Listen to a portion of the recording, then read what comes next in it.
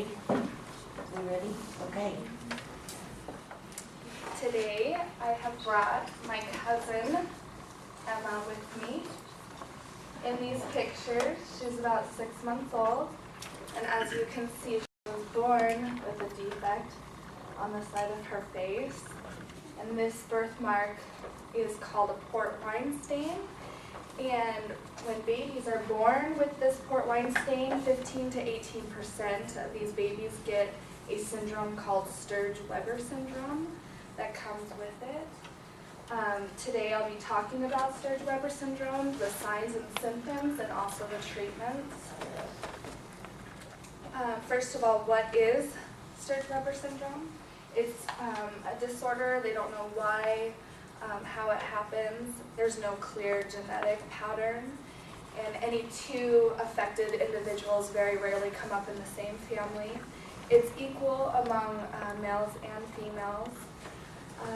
It's characterized by the port wine stain, and also it has neurological problems that come with it. According to the Sturge-Weber Foundation website, the port wine stain is the hallmark of Sturge-Weber syndrome. And what it is it's an excess of capillaries that rise and thicken and also darken with age on the skin. It can affect the jaw, the teeth, the trunk of the body, the arms.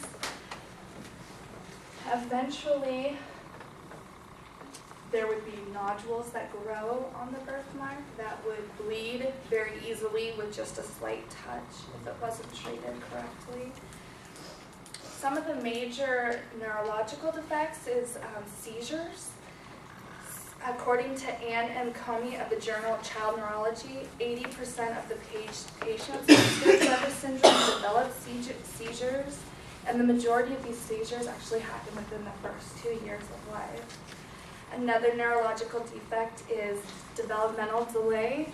Learning disorders, ADD can occur, behavior disturbances occur, and also, in extreme cases, mental retardation.